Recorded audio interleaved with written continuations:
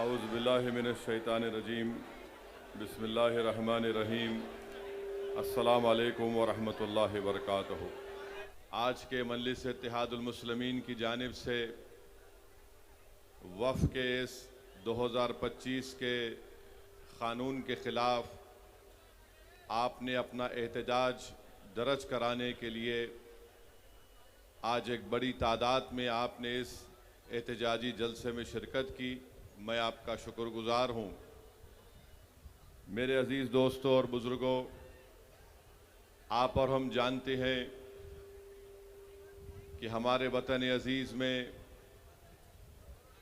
कश्मीर में पहलगाम के मुकाम पर पाकिस्तान से आए हुए दहशतगर्दों ने हमारे भारत के नागरिक जो वहाँ पर पहलगाम में बहैसियत एक मुसाफिर या टूरिस्ट गए थे, पाकिस्तान से आए हुए दहशतगर्दों ने उनको, महिलाओं को, ख़वातीन और बच्चों को अलग किया, मर्द लोगों को अलग करके उनका नाम पूछकर, उनका मज़हब पूछकर, और जब उन्होंने अपना नाम और मज़हब हिंदू बताया तो पाकिस्तान से आए हुए दहशतगर्दों ने उनको गोली मारकर उनका क़त्ल कर दिया। तो मेरी आपसे गुजारिश है कि ये ऐसा दर्दनाक वाक़या है कि हम जितनी भी इसकी मज़म्मत करें वो नाकाफ़ी होगा। हम कम से कम बहादुरगंज में आज उन तमाम मरने वालों के लिए इज़हार ताज़ियत के तौर पर हम 1 मिनट की खामोशी मनाएंगे और उसके बाद मैं अपने मौजू पर आऊँगा।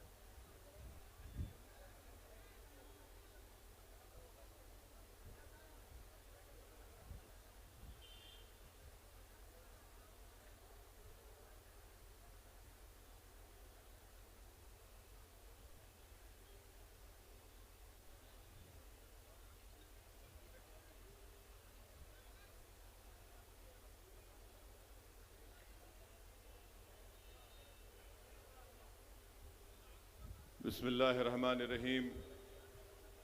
अज़ीज़ान मिल्लत, जो पहलगाम में जो हुआ है वो निहायत ही अफसोसनाक, दर्दनाक है और इंसानियत सोज़ है। हम तमाम ने इसकी मज़म्मत की। ये हमारे मुल्क की सालिमियत का मसला है। कोई भी हमारे भारत की सरजमीन पर आकर बाहर से किसी भी इस मुल्क में बसने वाले लोगों की जान को नहीं ले सकता है। और हम देख रहे हैं कि पिछले बरसों से पाकिस्तान से दहशतगर्द हमारे वतन अजीज़ में आकर मासूम लोगों की जानें लेते हैं।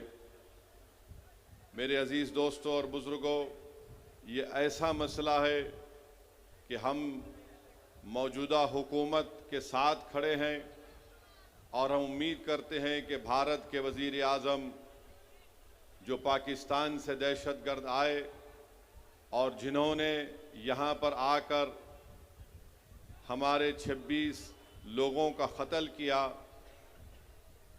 नरेंद्र मोदी इन जालिमों के ख़िलाफ़ एक्शन लेंगे और जिन्होंने अपनी जानों को खोया है उन परिवार के लोगों से वो इंसाफ करेंगे। हम उम्मीद करते हैं कि एक ठोस इक़दाम किया जाएगा ताकि पाकिस्तान दोबारा भारत में किसी भी एक भारत के नागरिक को मारने की कोशिश नहीं करेगा।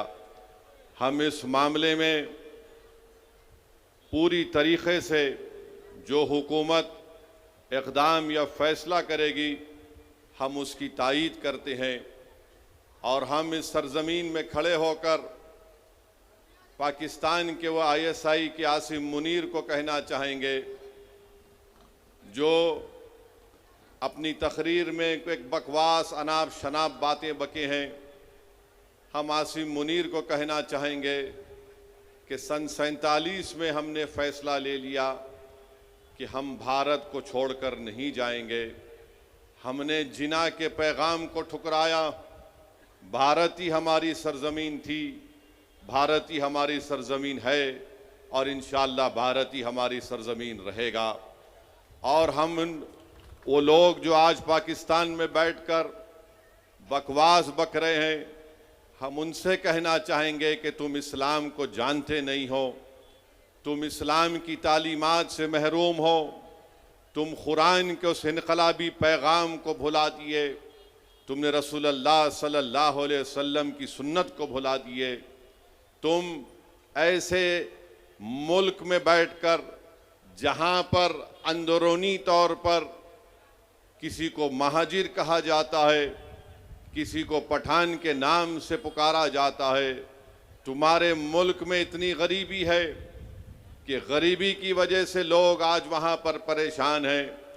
अफ़गानिस्तान से तुम्हारा झगड़ा, ईरान की बॉर्डर पर तुम्हारा झगड़ा है।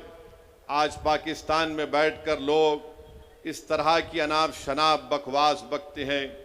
पाकिस्तान एक फेल्ड नेशन है और याद रखिए ये ताकतें कभी भी भारत को सुकून से रहने नहीं देंगी। आज वक्त है कि हम इनको एक मौसर जवाब दें ताकि हमेशा के लिए ये दहशत गर्दी का ये जहर हमेशा के लिए ख़त्म होकर रह जाए। बांग्लादेश में भी कोई एक साहब अनाप शनाप बक रहे हैं कि नॉर्थ ईस्ट में ऐसा कर देंगे। मैं उनसे भी कहूँगा कि भाई साहब जो मुल्क आपको मिला है वो हमारी वजह से मिला है, अपने मुल्क में आराम से रहो। याद रखो जब भारत पर अगर कोई उंगली उठाता है तो हम अपने तमाम इख्तलाफात को भूलकर एक सीसा पिला हुई दीवार की तरह खड़े हो जाते हैं। तो हम इन तमाम लोगों से कहेंगे कि आज आपने बुरी नज़र से भारत की तरफ उठाकर देखा है। मुझे यकीन है कि जो मासूमों का कत्ल हुआ है उनका खून रायगा नहीं जाएगा। बल्कि मैं तायीद करता हूँ कि भारत सरकार ने यह फैसला लिया कि पाकिस्तान की कश्तियाँ और पाकिस्तान के प्लेन भारत के हुदूद में नहीं आएंगे। बल्कि हम ये भी कहेंगे कि पाकिस्तान को FATF के ग्रे लिस्ट में डाल दिया जाए और जो लोग पाकिस्तान में बैठकर भारत के ताल्लुक़ से क्या क्या कहते हैं नहीं मालूम, मगर इनको आईने में अपनी सूरत देखना चाहिए। तुम कौन सा मिसाइल टेस्ट करते टेस्ट कर लो, याद रखो, मगर भारत तुम्हारे से ताकतवर है और हमेशा रहेगा इंशाअल्लाह ताला। मेरे अजीज़ दोस्तों और बुज़ुर्गों, ये अर्ज़ करना ज़रूरी था क्योंकि अगर हम ये समझेंगे कि पहलगाम में उत्तर प्रदेश से या महाराष्ट्र से या बिहार से कोई आदमी गया और उसकी मौत हो गई तो हम खामोश बैठ जाएंगे।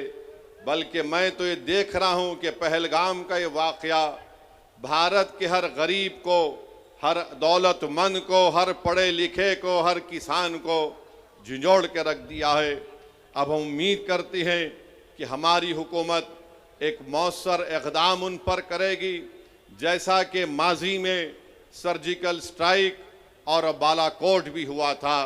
और जो बैनुल-अक़वामी मुल्कें भारत से कह रही हैं कि पाकिस्तान से बात कर लो, अरे फिर यूक्रेन और रशिया में क्या हुआ, तुमने क्या किया वहाँ पर? मेरे अजीज़ दोस्तों और बुज़ुर्गों, ये एक हिसास मसला है और इस मसले के ऊपर हमको एक होकर खड़े होना है। ये ज़रूरी है कि हम तमाम लोग ऐसे वक्त पर अपने इत्तेहाद को मजबूत रखें और जो लोग इस दहशतगर्दाना हमले के बावजूद भी हिंदू मुस्लिम की बातें कर रहे हैं। मैं उनसे कहूँगा कि अहमकों की दुनिया में बसने वालों, तुम भारत को कमज़ोर करने का काम कर रहे हो।